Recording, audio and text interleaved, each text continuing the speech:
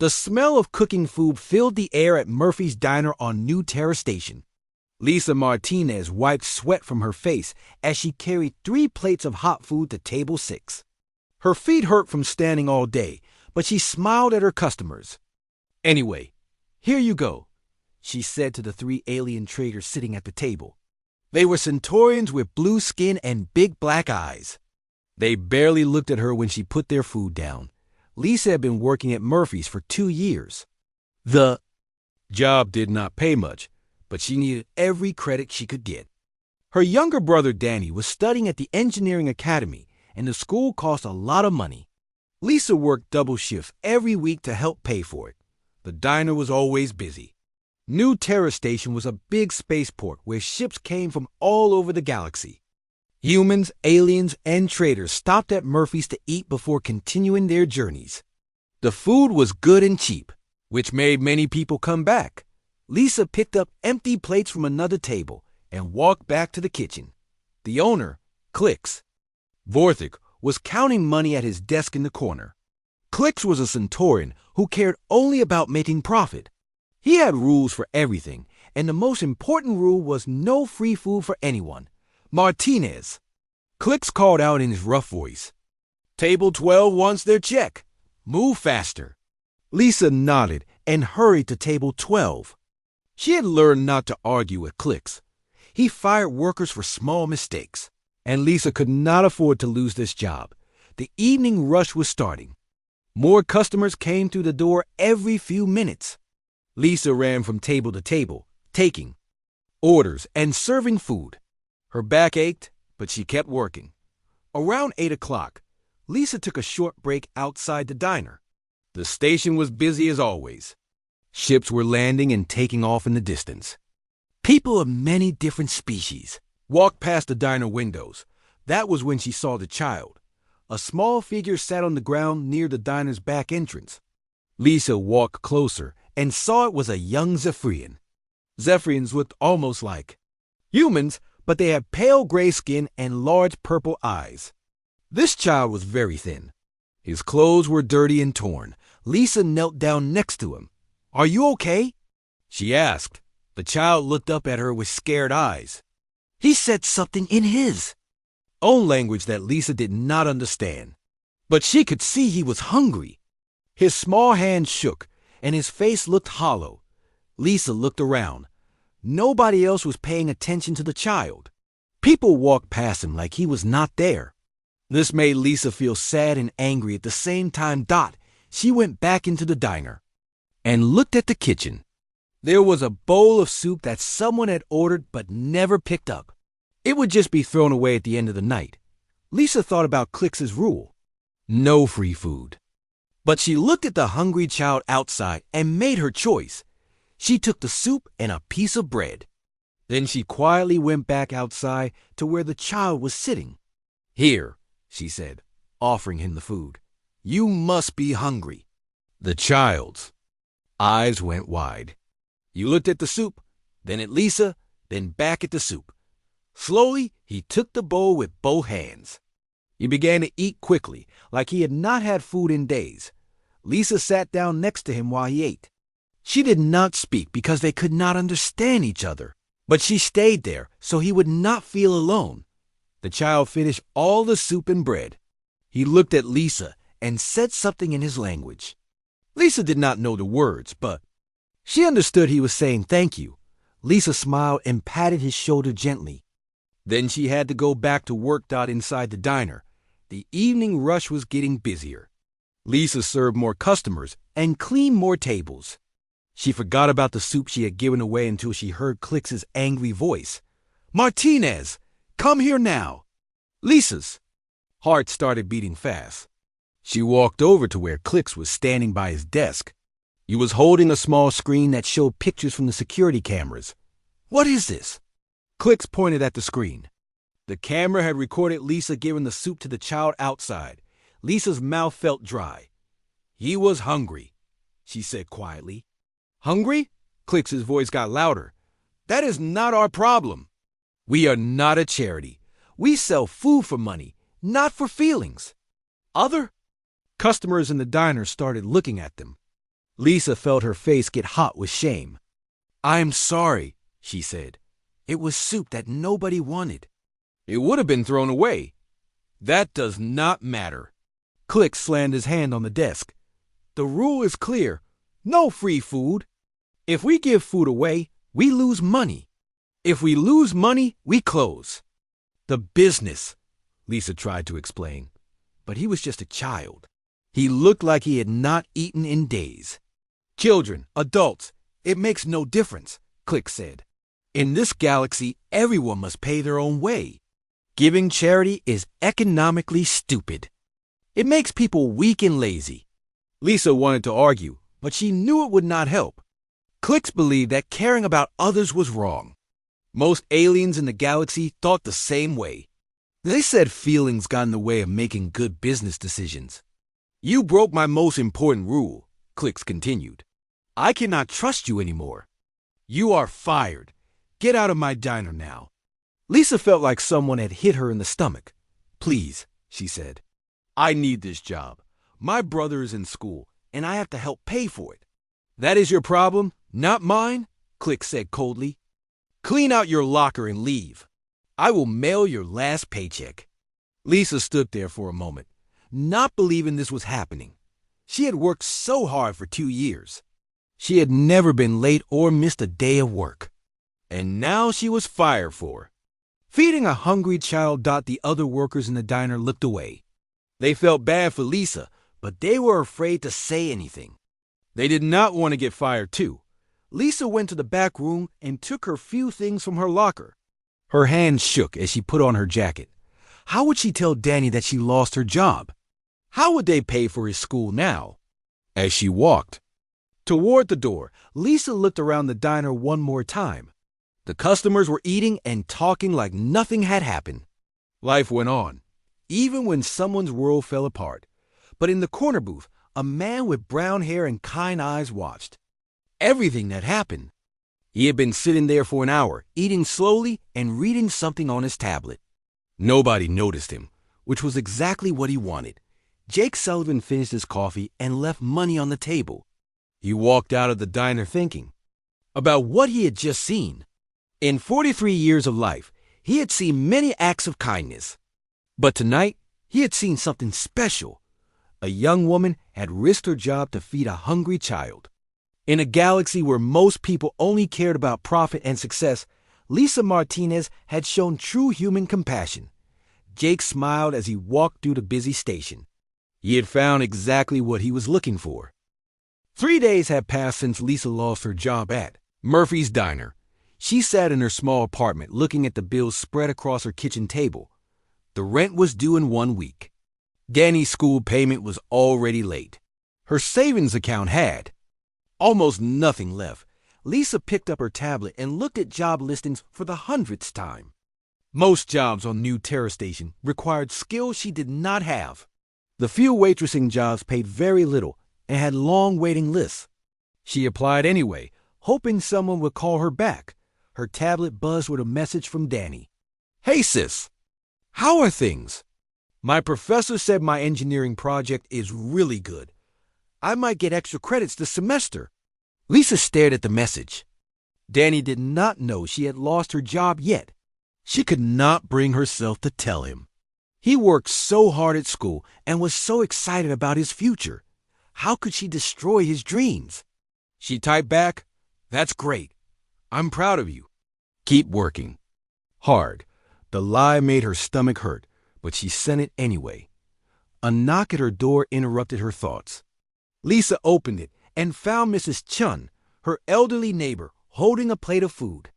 "I made too much dinner again," Mrs. Chun said with a smile. "Would you like some?" Lisa knew Mrs. Chun was being kind. The old woman had probably heard Lisa crying through the thin walls last night. "Thank you," Lisa said, taking the plate. "You are very nice." "We look out for each other here," Mrs. Chun replied. That is what humans do. After Mrs. Chun left, Lisa ate the warm food and felt a little better. At least some people still cared about helping others. The next morning, Lisa walked around the station looking for work. She stopped at restaurants, shops, and offices, Most places were not hiring.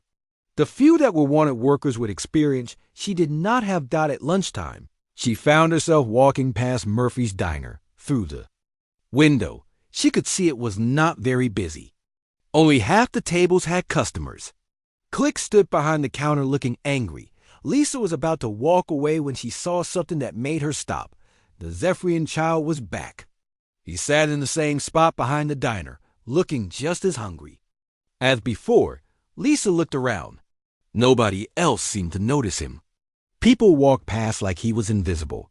She went to a food cart nearby and bought a sandwich with some of her last credits. Then she walked over to the child and sat down next to him. "Hello again," she said softly. The child looked up at her with those big purple eyes. He remembered her. His thin face showed surprise and happiness.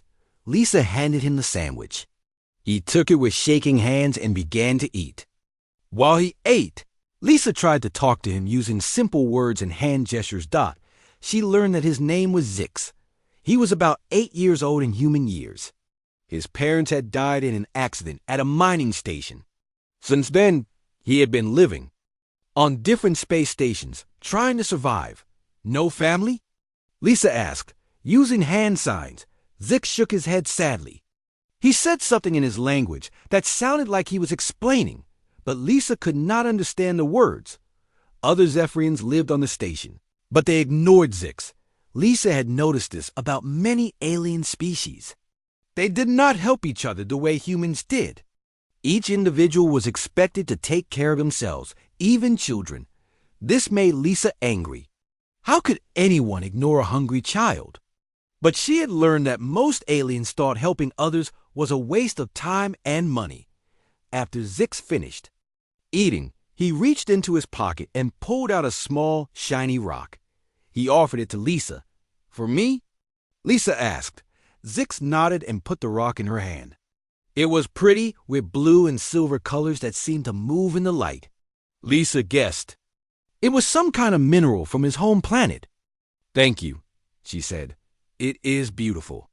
Zix smiled for the first time since she had met him. It made Lisa feel warm inside, even though her own life was falling apart. That evening, Lisa was at home trying to figure out how to pay her bills when her tablet buzzed. Someone was calling her. She did not recognize the number. "Hello?" she answered. "Is this Lisa Martinez?" The voice belonged to a man who sounded important. "Yes, that is me. My name is Jake Sullivan. I would like to meet with you tomorrow to discuss a job opportunity." Lisa's heart jumped. "A job? What kind of job?" "I prefer to explain in person. Could you meet me at the Starlight Cafe on level 5 at 2 o'clock tomorrow afternoon?" Lisa had heard of the Starlight Cafe. It was an expensive place where rich people and business leaders ate. She had never been there. Yes, I can meet you there," she said. "Excellent. Look for a man with brown hair wearing a blue jacket. I will see you tomorrow, Miss Martinez." After he hung up, Lisa stared at her tablet. Who was Jake Sullivan? How did he get her number? What kind of job could he possibly offer her? She looked up his name on the station's information network. What she found made her eyes go wide. Jake Sullivan was the chief executive officer of Terra Dynamics, one of the biggest human companies in the galaxy. They built space stations, managed trade routes, and had contracts with dozens of alien governments. Jake Sullivan was one of the most powerful humans in known space. Why would someone like that want to meet with a fired waitress? Lisa spent the rest of the evening worrying. Maybe this was some kind of mistake. Maybe he had called the wrong person. But she had to go to the meeting. She needed a job too badly to ignore any opportunity. The next day, Lisa put on her best clothes and took the elevator to level 5. The Starlight Cafe was even fancier than she had imagined. The walls were made of real wood, not cheap plastic. Soft music played in the background. The customers all looked rich and important. Lisa felt out of place, but she looked around for a man with brown hair and a blue jacket. She found him sitting at a table by the window.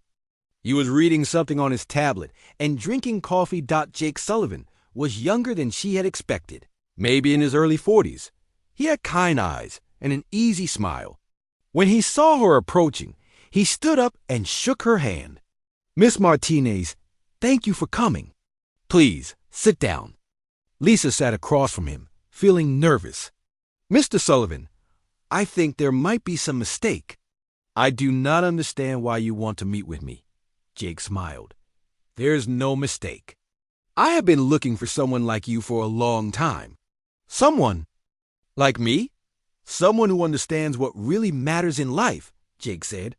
"Tell me, Miss Martinez, do you regret feeding that hungry child at Murphy's diner?" Lisa's mouth fell open. "How did he know about that?" "You were there," she said quietly. "I saw everything that happened. I saw you choose to help a child even though you knew it might cost you your job. That tells me something important about who you are." Lisa felt confused. "I do not understand. Most people think what I did was stupid. Most aliens think that." Jake agreed. "But you are not an alien. You are human. And humans have something that most other species have lost." "What is that?" Jake leaned forward. "Compassion. The ability to care about others, even when it costs us something. Most aliens gave up that trait long ago. They think it makes them weak." Lisa thought about Zik sitting alone and hungry while other Zephyrians walked past him. "But they are wrong," Jake continued. "Compassion is not weakness. It is our greatest strength. And I think it might be the key to changing how business works in this galaxy." Lisa stared at him.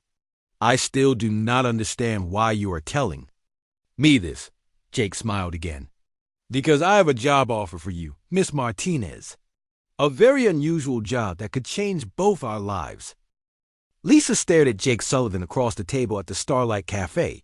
Her coffee sat untouched as she tried to understand what was happening. "A job offer?" she repeated. "But you do not even know me. I am just a waitress who got fired for breaking the rules." Jake leaned back in his chair. "You are much more than that, Miss Martinez. In the 3 days since you lost your job, I have learned quite a bit about you." Lisa felt uncomfortable. "You have been watching me, not watching, researching," Jake said calmly. "I needed to know if what I saw at Murphy's diner was real or just a one-time thing." He pulled out his tablet and showed her a file with her name on it. "Lisa Martinez, age 28. Worked at Murphy's diner for 2 years. Never missed a day of work. Never complained about long hours or difficult customers. Sends half her salary to help pay for her brother's education." Lisa's cheeks turned red. "How do you know all that?" "I also know that you volunteer at the station's medical center on your days off. You help translate for human patients who do not speak Galactic Standard. You do this work for free." This was true. Lisa had started helping at the medical center a year ago when she saw how confused some human travelers got when they needed medical care. "And," Jake continued, "I know that last month you gave your own winter coat to a homeless Rigelian woman. You have been cold for weeks because you cannot afford a new one." Lisa looked down at her thin sweater. She had forgotten that Jake might notice she was not dressed warmly enough for the station's cold air. "I do not understand," she said. "Why? Does any of this matter to you?" Jake was quiet for a moment. Then he began to speak in a serious voice. "Miss Martinez, I have been the CEO of Terra Dynamics for 8 years. In that time, I have watched humanity try to fit into galactic society. We have learned alien languages, adopted their business practices, and tried to think like they do." He paused and looked out the window at the busy station. "But in doing that, we have started to lose something important. We have started to think that caring about others is foolish. We have begun to believe that success only comes from putting ourselves first." Lisa thought about this. It was true that many humans on the station acted more like aliens now. They walked past people who needed help. They cared only about making money and getting ahead. Most alien species evolved past individual compassion. Millions of years ago, Jake explained, they decided it was inefficient. They built their entire civilization on the idea that everyone should only care about themselves. But that seems so cold, Lisa said. It is cold. And it is wrong. Jake's voice got stronger. Do you know what the galaxy's biggest problems are right now? Poverty, loneliness, and despair. Billions of beings across hundreds of worlds live miserable lives because nobody cares about helping them. Lisa thought about Zix, sitting alone and hungry while other people ignored him. The alien governments and corporations have amazing technology, Jake continued. They can build ships that travel faster than light. They can create artificial intelligence that solves complex problems. But they cannot solve the simple problem of beings not caring about each other. Jake leaned forward again. That is where humans come in. We still have something they lost. We still have the ability to care about strangers. We still believe that helping others is important. Lisa was beginning to understand. You think this could help solve their problems? I think it could change everything, Jake said, but I need to prove it. I need to show the galaxy that businesses and governments can work better when they care about all people, not just the wealthy and powerful ones. Jake pulled out another file from his tablet. I want to create a new division at Terra Dynamics. I am calling it the Human Relations Division. Its job will be to find ways to make business more caring and fair. Lisa looked at the file. It was full of plans and ideas she did not fully understand. I want you to be the head of this division, Jake said. Lisa nearly dropped her coffee cup. Me? But I do not know anything about running a business division. I have never even worked in an office. You do not need to know about business, Jake said. You need to know about people. You need to understand what it means to care about others. Those are things you cannot learn in school or from books. Lisa shook her head. This is crazy. You are one of the most powerful people in the galaxy. You could hire anyone you want. Why would you choose me? Jake smiled. Let me tell you a story. 5 years ago, Terra Dynamics was hired to build a new space station for the Andromedan Empire. It was a huge project worth billions of credits. He paused to drink his coffee. The Andromedans wanted us to build the cheapest station possible. They did not care if it was comfortable or safe for the workers who would live there. They only cared about saving money. Lisa listened carefully. My team designed exactly what they asked for. A basic station with tiny living spaces, poor air, quality, and no recreational areas. It met all their requirements and came in under budget. Jake's expression grew sad. But when I saw the final plans, I could not stop thinking about the thousands of people who would have to live in that awful place. I kept imagining them working long hours and then going home to cramped, ugly rooms with nothing to make them happy. What did you do? Lisa asked. I told my team to redesign the station. We added better living spaces, a park area, and places for people to gather and socialize. It cost us an extra 50 million credits, and the Andromedans were angry. About the higher price, Lisa waited for him to continue. But something amazing happened. The workers on that station were happier and healthier than workers on any other station in the Empire. They worked harder, made fewer mistakes, and came up with better ideas. The station became the most productive in the Empire's fleet. Jake smiled. The Andromedans were so impressed that they hired us to redesign all their stations. That one decision to care about worker happiness made Terra Dynamics an extra 2 billion credits in new contracts. Lisa began to see his point. Caring about people was actually good for business. Exactly. But here's the problem. That was just one project.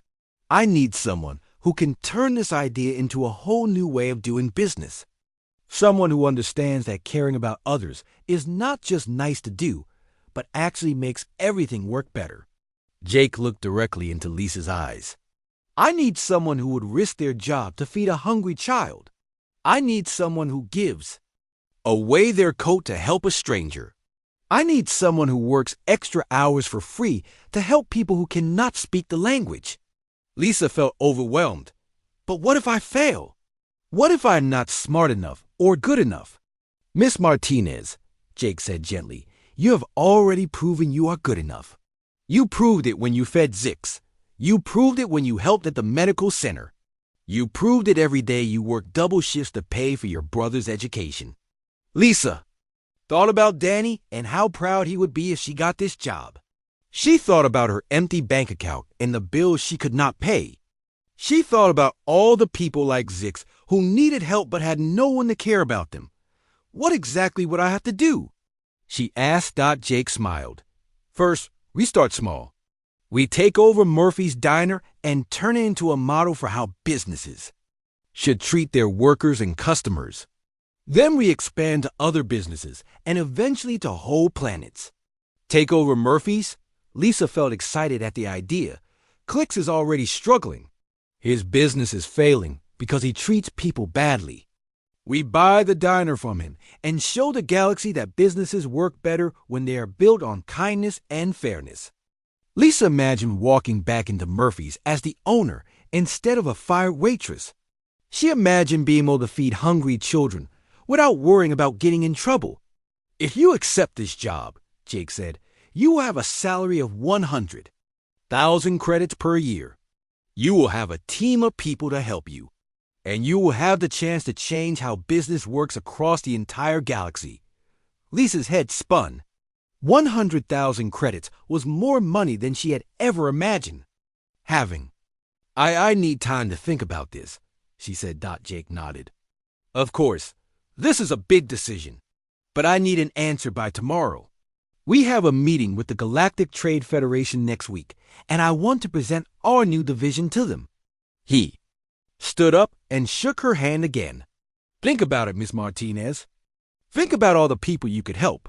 Think about the kind of galaxy we could build together. After Jake left, Lisa sat alone at the table for a long time. She looked out the window at all the different species walking through the station. Most of them looked unhappy or worried. They hurried past each other without making eye contact. She thought about Zix, probably sitting behind Murphy's Diner right now, hoping someone would notice him. She thought about Danny, working hard at school and dreaming of a better future. She thought about all the people who needed help, but had no one to care about them. Maybe Jake was right. Maybe caring about others was not just the right thing to do. Maybe it was the key to making everything better. Lisa picked up her tablet and sent a message to Jake Sullivan. I accept your offer. Lisa's first day as head of the Human Relations Division started at 7 in the morning. She stood outside the Terra Dynamics building, looking up at the tall glass structure. A week ago, she was a fired waitress. Now she was about to walk into one of the most important companies in the galaxy. Jake met her in the lobby. He wore a simple gray suit and smiled warmly when he saw her. Ready for your first day? He asked. Lisa smoothed down her new business clothes. Jake had given her money to buy proper work outfits. I think so. I am still not sure I believe this is real. It is very real, Jake said as they rode the elevator to the 20th floor. And today we start changing how business works in this galaxy. The elevator doors opened to reveal a large office space with windows looking out over the station. 3 people were waiting for them. Lisa, meet your team, Jake said. The first person was a man about 40 years old with dark hair and friendly eyes. This is Ben Rodriguez. He used to be a teacher at the station school before budget cuts eliminated his job. Ben shook Lisa's hand. I taught alien children for 10 years. I learned that all young beings want the same things, to feel safe, to learn new things, and to know someone cares about them. The second team member was a woman with black hair and a warm smile. This is Maya Patel. She worked as a social worker helping families in trouble. Maya stepped forward. I helped families from 12 different species. The problems were always the same. Not enough money, not enough support, and not enough hope. The third person surprised Lisa. He was a young man with tattoos on his arms and scars on his face. He looked like he had lived a hard life. This is Alex Chun, Jake said. He spent 5 years in prison for stealing, but he has turned his life around. Now he helps other people avoid making the same mistakes he made. Alex nodded at Lisa. I know what it feels like to have nobody care about you. I also know what it feels like when someone finally does. Lisa looked at her new team. None of them were traditional business people. They were all humans who had helped others and understood what it meant to struggle. Your first project, Jake said, is Murphy's Diner. I bought it from Clicks yesterday. He was happy to sell because he was losing money every day. Lisa felt excited. We really own Murphy's now? You own Murphy's now, Jake corrected. This division operates independently. I provide the money, but you make the decisions about how to run things. Jake handed her a tablet with financial information. You have 2 million credits to redesign the diner and operate it for the first year. After that, it needs to make enough money to support itself. Lisa stared at the numbers on the screen. 2 million credits seemed like an impossible amount of money. What exactly do you want us to do? Ben asked. Jake smiled. I want you to prove that a business can be successful while also caring about its workers and customers. Show the galaxy that kindness and fairness are not weaknesses, but strengths. Over the next 2 weeks, Lisa and her team worked to transform Murphy's Diner.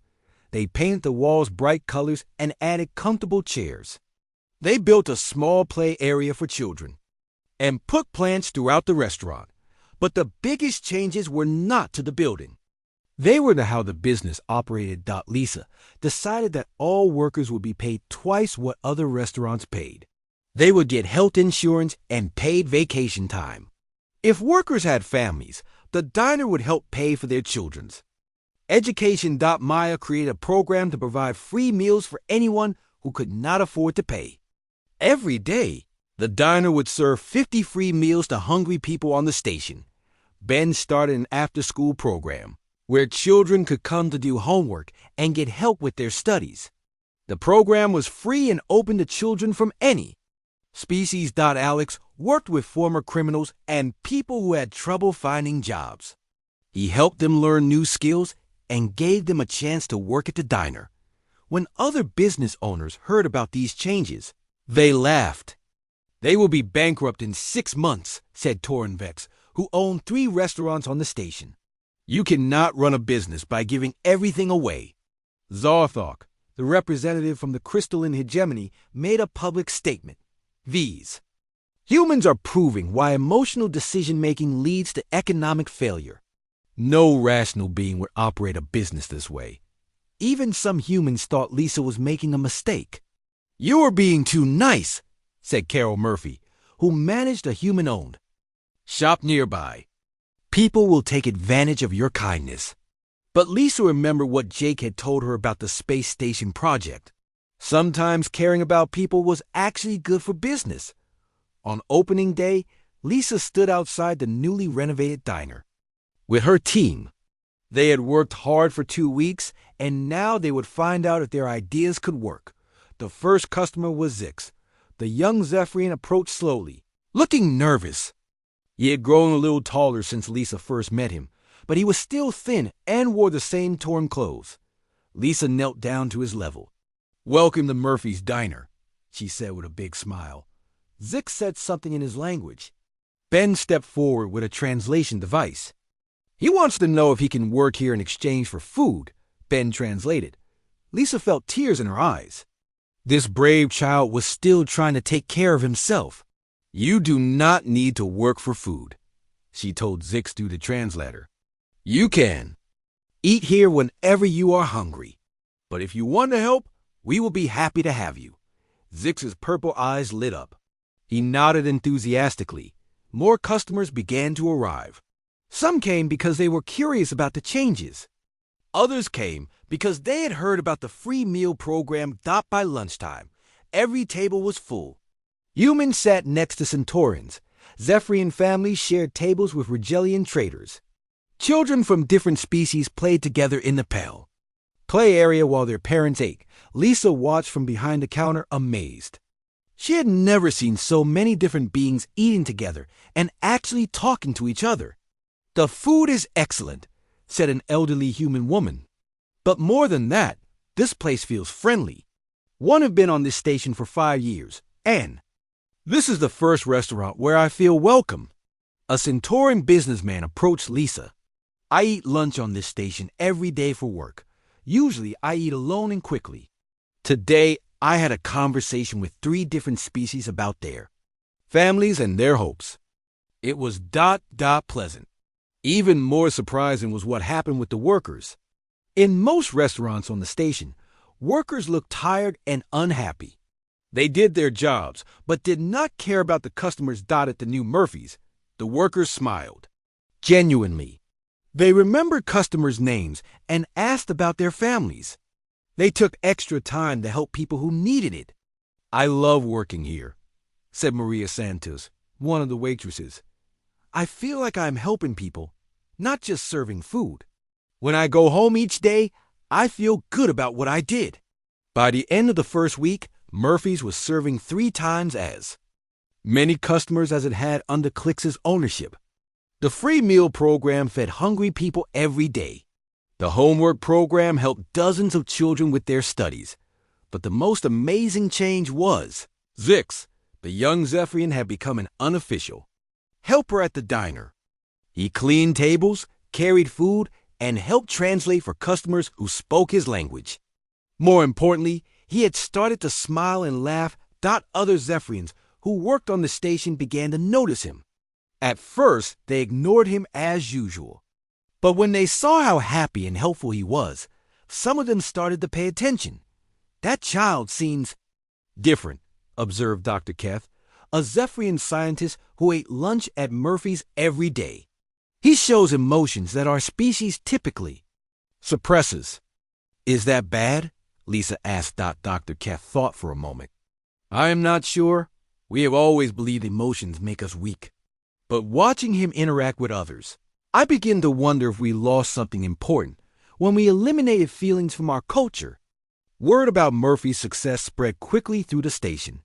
Other business owners came to see what was happening. Some were curious. Others were angry that their own businesses were losing customers. Jake visited every few days to check on progress. He usually sat quietly in a corner, watching how customers and workers interacted. How do you feel about the first month? He asked Lisa one evening after the diner closed. Lisa looked around at the clean, cheerful restaurant. It feels like we are doing something important, but I still worry that we are spending too much money on helping people. Jake showed her the financial reports on his tablet. Look at these numbers. You are serving more customers and making more money than this place ever made under Clix. The extra costs of helping people are more than covered by the extra income from happy customers. Lisa studied the numbers. It was true. People were willing to pay for good food and friendly service. Many customers left tips that were larger than usual because they felt the workers deserved it. You are proving that caring about people is not just morally right, Jake said. You are proving it is also economically smart. But not everyone was happy about Murphy's success. Late one night, Lisa received a message on her tablet. It was from Clix Vorthik. You think you are so clever with your human emotions, the message said. But sentiment does not work in the real galaxy. My family owns businesses on 50 different worlds. We will make sure your little experiment fails. Lisa showed the message to Jake the next day. I expected this, he said calmly. The morning of the Galactic Trade Federation meeting, Lisa stood in front of her mirror trying to calm her nerves. Today, Jake would present their Human Relations Division to leaders from hundreds of worlds. Everything they had built could change. Based on what happened in the next few hours, her tablet buzzed with a message from Danny. Good luck today, sis. I saw the news report about Murphy's Diner. I am so proud of what you are doing. Lisa smiled. Danny still did not know she had been fired from her original job at Murphy's. He thought she had been promoted to manager, which was technically true now. At Terra Dynamics, Jake was preparing his presentation. He had charts showing how Murphy's Diner was making more money than ever before. He had customer satisfaction surveys with the highest ratings on the station. He had worker happiness reports that were better than any other business in the sector. Are you ready for this? Lisa asked as they walked to the Federation building. I have been ready for years, Jake replied. The question is whether they are ready to listen. The Federation meeting hall was enormous. Representatives from over 200 worlds sat in curved rows that rose up like a giant amphitheater. Lisa had never seen so many different alien species in one place. At the front of the hall sat the Federation Council. These were the most powerful beings in the galaxy. They made decisions that affected billions of lives across hundreds of planets. Council leader was a tall, silver-skinned Andromedian named Supreme Chancellor Vexstar. She had ruled for over 300 years and was known for making decisions based purely on economic data. Today we hear from Terra Dynamics, Chancellor Vexstar announced.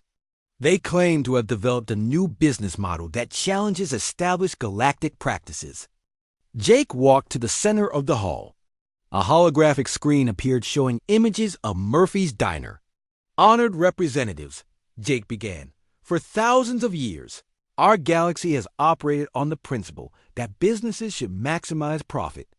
Above all else, we have believed that caring about workers and customers is inefficient. Murmurs of agreement came from the alien representatives. But what if we had been wrong? Jake continued.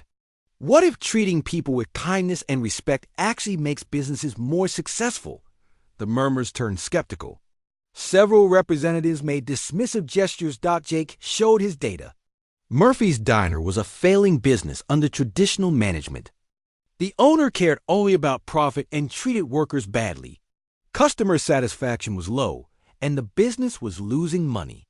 The screen showed Clix's old financial reports, which were terrible. 6 weeks ago, we took over this business and implemented human management principles. We paid workers fairly, provided free meals for hungry people, and created programs to help families in need. Now the screen showed the new Murphys, full of happy customers and smiling workers. The results speak for themselves, Jake said. Customer visits increased by 300%. Worker productivity doubled. Profit margins are the highest this business has ever achieved. Chancellor Vexstar leaned forward. These numbers are impressive, but they represent only one small business. How do you know this approach would work on a larger scale? This was the moment Lisa had been dreading. Jake had asked the Federation for permission to expand their model to 12 different worlds. It was a huge request that would test whether human values could work across different alien cultures. We are prepared to prove it, Jake said confidently. Give us 1 year to implement our approach on 12 worlds. If we fail, Terra Dynamics will pay for any losses. If we succeed, you will have a new model for business that could improve life for billions of beings. The hall erupted in discussion. Some representatives were intrigued. Others were angry at the suggestion that their traditional methods were wrong. Clix Vortex stood up from his seat in the visitor section. He had been given permission to speak against the proposal. This is madness, Clix declared. I own Murphy's Diner for 5 years. I know that running a business requires hard decisions. You cannot waste money on emotions and feelings. He pointed at Jake accusingly. These humans want to destroy the economic system that has brought prosperity to our galaxy. They want to replace efficient business practices with primitive sentiment. Many alien representatives nodded in agreement.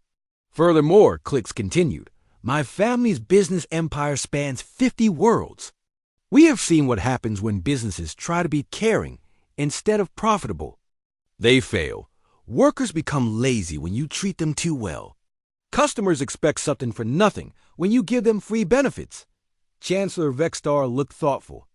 Mr. Vorthik raises valid concerns. The Vorthik family has operated successful businesses for generations using proven methods. Lisa felt her heart sink. It sounded like the Federation was going to reject their proposal, but then something unexpected happened. Dr. Kef, the Zephyrian scientist who aided Murphy's every day, stood up. I request permission to speak, Dr. Kef said. Chancellor Vexstar looked surprised. Dr. Kef, you are not a business representative. Why do you wish to address this council? Because I have observed the human experiment firsthand, Dr. Kef replied. I have eaten at Murphy's Diner every day for 6 weeks. I have seen things that challenge my understanding of how beings should interact. Dr. Keth walked to the center of the hall. My species eliminated emotions from our culture 2 million years ago. We believe feelings made us weak and inefficient. For 2 million years, we have lived logical, productive lives. He paused and looked around the hall. But we have also lived lonely, isolated lives. We work efficiently, but we do not enjoy our work. We solve problems, but we do not feel satisfaction when we succeed. Several Zephyrian representatives shifted uncomfortably in their seats. At Murphy's Diner, I met a young Zephyrian orphan named Zix. According to our cultural standards, he should have been left to survive on his own or eliminated as inefficient. Instead, the humans cared for him. They fed him, taught him skills, and treated him like family. Dr. Kef's voice grew stronger. Watching Zix transform from a starving, frightened child into a happy, helpful young being made me question everything. We believe about emotions and efficiency. He turned to face Chancellor Vexstar directly. The humans did not just save one child's life. They created a community where beings from different species help each other succeed. I have never seen anything like it in my 300 years of life. More representatives began to murmur, but now the sounds were thoughtful rather than dismissive. An elderly Regelian named Ambassador Thorne stood up. I too have observed changes on New Terra Station. My granddaughter works at Murphy's Diner. For the first time in her adult life, she enjoys going to work. She tells me stories about customers who have become friends and co-workers who support each other. Ambassador Thorne looked around the hall. My granddaughter is more productive and creative than she has ever been. This is not despite the emotional environment at Murphy's, but because of it. One by one, other representatives began to share their observations. A Centaurian trader talked about how the friendly service at Murphy's made him want to do business on New Terra Station. An Andromedan official mentioned that crime rates had dropped in the area around the diner because people felt more connected to their community. Chancellor Vexstar called for order. These testimonials are interesting, but we need more than feelings to make policy decisions. What evidence do you have that this model would work on different worlds with different cultures? Jake was ready for this question. We have already begun pilot programs on 3 worlds with the permission of their local governments. I would like to share the results. The screen now showed data from a mining planet, an agricultural world, and a technology center. In each case, businesses using human management principles were outperforming traditional competitors. On Kepler 442b, miners using our approach are extracting 30% more minerals while having 50% fewer accidents. Workers are healthier and more motivated because they know their employers care about their safety. On New Ceres, farms using human principles are producing 20% more food while using fewer resources. Farmers work together to solve problems instead of competing against each other. On Tech Station Alpha, research teams using our collaborative methods are developing new technologies twice as fast as traditional teams. Scientists share ideas freely because they trust their colleagues and supervisors. The hall was silent. As representatives studied the data, Chancellor Vexstar spoke carefully. These results are unexpected, but 3 small pilot programs do not prove that your methods would work galaxy-wide. That is why we are asking for permission to expand to 12 worlds, Jake replied. Let us prove that human values can improve life and business throughout the galaxy. Click stood up again. Even if these experiments succeed temporarily, they will fail in the long term. Caring about others is a luxury that only wealthy societies can afford. When times get hard, people will abandon these soft principles and return to proven methods. But before Jake could respond, something happened that surprised everyone. Zix walked into the hall. The young Zephyrian had somehow convinced the security guards to let him enter. He walked straight to the center of the hall and looked up at Chancellor Vexstar. Please. 1 year later, Lisa stood in the same Federation meeting hall where Zix had spoken so bravely. Today was the day the Galactic Trade Federation would decide of human business. Methods had proven themselves worthy of becoming the new standard across the galaxy. The past 12 months had been the most challenging and rewarding of Lisa's life. She had traveled to 12 different worlds, each with unique cultures and problems. Her team had worked day and night to show that caring about people was not just morally right, but economically smart. The results had been mixed at first. Some worlds embraced human methods quickly. Others resisted change and fought against new ideas. But slowly, planet by planet, the evidence became clear. Chancellor Vextar called the session to order. We are here to review the results of the Terra Dynamics 12-world experiment. Representatives from each test world will present their findings. The first speaker was Governor Null from the mining planet Kepler 442b. He was a tough Rigelian who had initially opposed the human methods. When Terra Dynamics first came to our world, Governor Null said, I thought they were fools. Our miners work in dangerous conditions extracting valuable crystals. I believed that caring about worker feelings would make them soft and reduce production. He paused and looked at the data on his tablet. I was wrong. In 1 year, mining accidents decreased by 70%. Worker productivity increased by 40%. Most surprisingly, our miners began working together to solve problems instead of competing against each other. Governor Null's voice grew stronger. Last month, our planet faced the worst crystal storm in 50 years. Using old methods, we would have lost hundreds of workers and shut down operations for months. Instead, our miners use human teamwork principles to keep everyone safe while maintaining production. They saved lives and saved our economy. The next speaker was Dr. Yila from New Series, the agricultural world. She was a Zephyrian scientist who had studied farming efficiency for decades. Agricultural productivity on New Series increased by 35% this year, Dr. Yila reported. But the numbers tell only part of the story. Our farmers stopped hoarding knowledge and began sharing techniques with each other. They formed support networks to help families during difficult times. She showed holographic images of Zephyrian farmers working together in fields. For the first time in our planet's history, farming families report being happy with their work. Children want to stay on farms instead of leaving for the cities. We have solved our rural population crisis through human methods.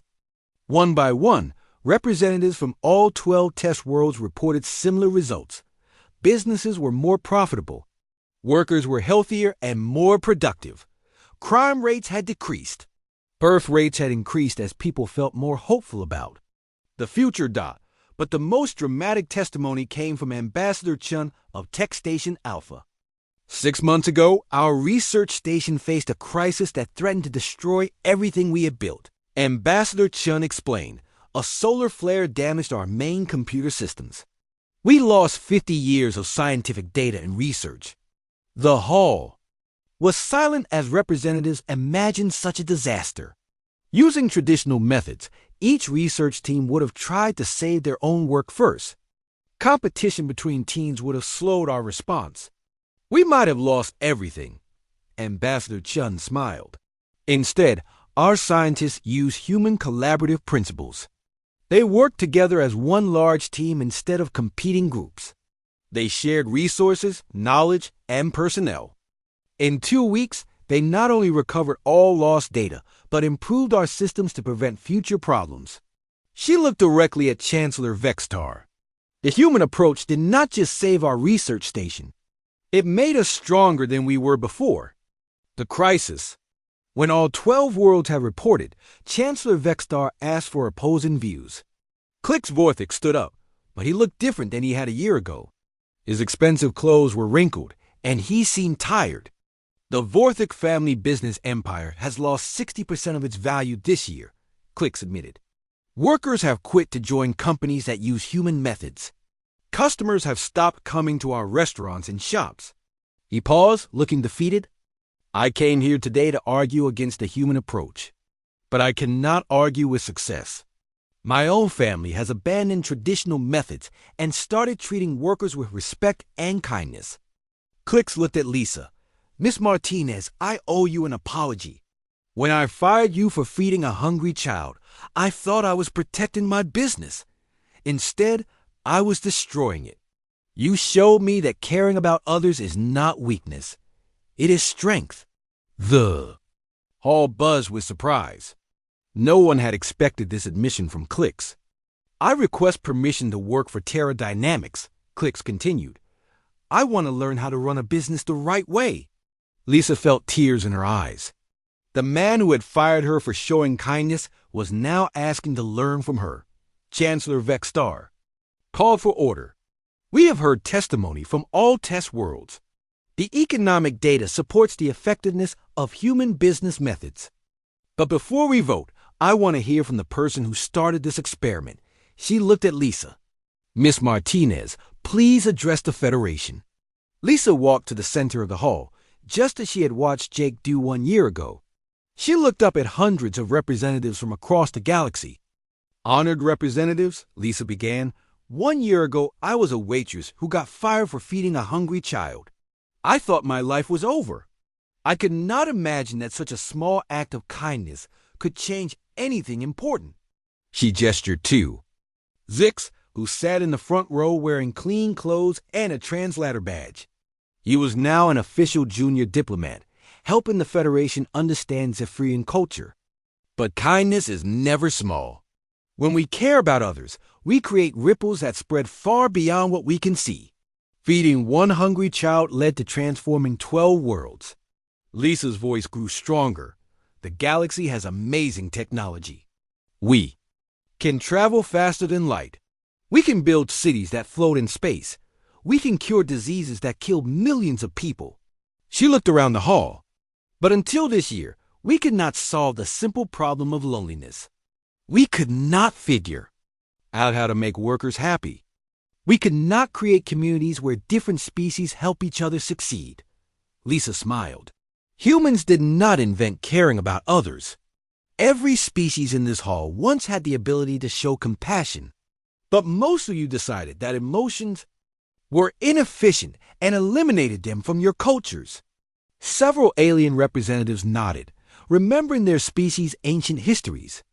We proved that emotions are not inefficient, Lisa continued. Love, kindness, and compassion make everything work better. They make businesses more profitable, workers more productive, and communities stronger. She pointed to the data displays, showing the success of the 12-world experiment. These numbers prove that caring about others is not just morally right. It is economically smart. Lisa's voice became gentle. But the most important thing we prove is that it is never too late to change. Click's Vortex spent years believing that kindness was weakness. Today, he asked to learn how to be better. Dr. Kest's species eliminated emotions 2 million years ago, but he rediscovered the joy of friendship. She looked at Chancellor Vextar. You can choose to keep the old ways that leave billions of beings lonely and hopeless. Or you can choose to build a galaxy where everyone matters, where everyone has a chance to succeed, and where no child goes hungry because people are too focused on profit to care. Lisa walked back to her seat as the hall erupted in discussion.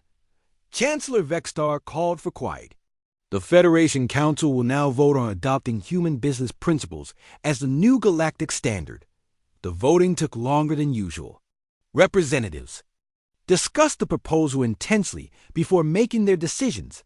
Finally, Chancellor Vextar announced the results. The proposal passes by an overwhelming majority. The Galactic Trade Federation adopts the Human Accords as the new standard for business practices throughout known space. The hall exploded in applause. Representatives from species that had been enemies for centuries shook hands and embraced. Lisa felt Jake's hand on her shoulder and saw tears of joy in his eyes. But the biggest celebration was yet to come. 6 months later, Lisa stood in the new Murphy's Diner on Terra Prime, the capital world of human space.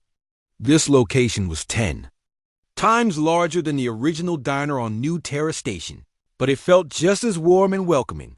The restaurant was full of beings from dozens of species. Human children played with young Zephyrians and Centaurians. Elderly Regalians taught Andromedan teenagers how to play chess. Business meetings happened at tables where former enemies now worked as partners. Zix, now 15 and much taller, managed the children's program. He had learned 7 languages and helped run similar programs on 20 different worlds.